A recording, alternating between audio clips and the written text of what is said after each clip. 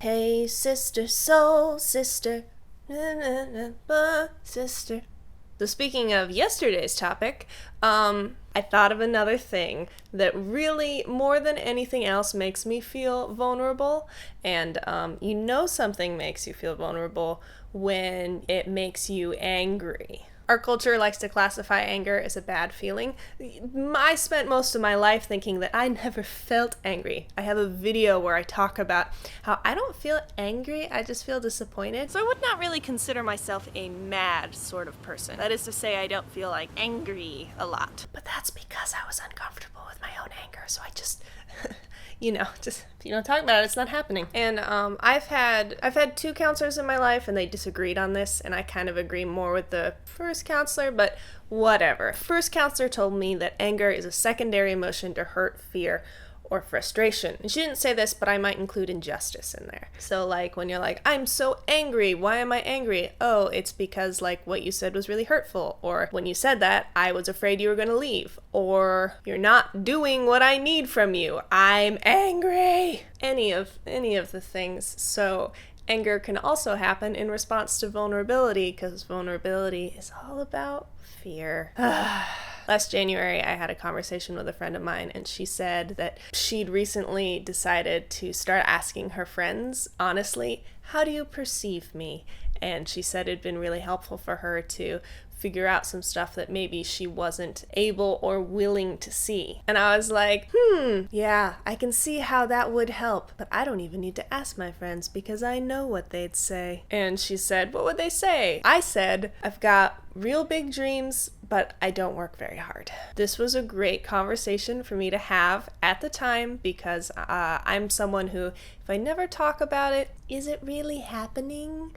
But once I've said something out loud, I'm accountable both to the person I said it to and to myself. So 2015, I think I made like 15 videos. And then 2016, so far I've hit 2 of my goals this year. One goal was tour with a band, and the other goal was make 40 videos this year, and I've already passed 40. So that's great. I'm super glad I had that conversation, and I'm happy it went exactly as it did. However, in my quest to do more things that make me feel vulnerable and also try and figure out what it is I may not see about myself, I realized another thing that is unbearably vulnerable to me. Getting people's opinions on me.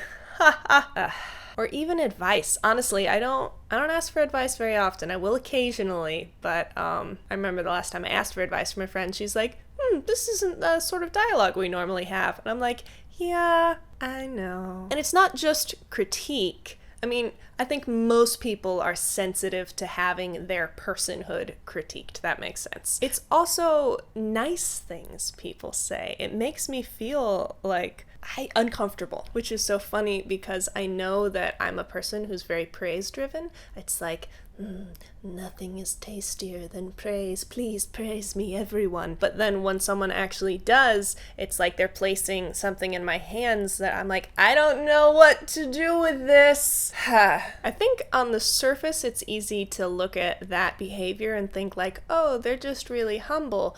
But actually, that reaction is a reaction of pride. And I know this isn't rational. This is just an internal emotional reaction. But it hurts my pride when people think they know me better than I know myself. That's so embarrassing.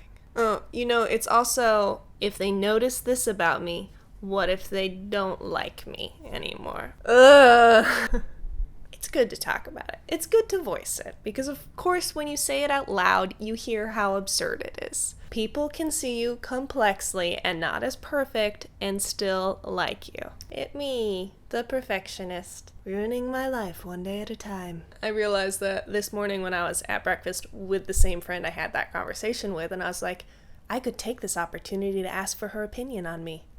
No. So, I don't know. Maybe by the end of the month, I'll work up the courage to ask someone I know for their opinion, and hopefully they know me well enough to do the sandwich where it's like, here's the things that you're great at, here's some work, also I still love you.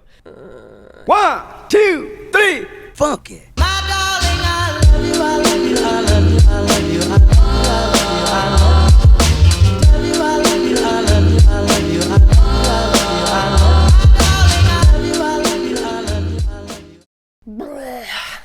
how good my hair is today. I'm like Queenie.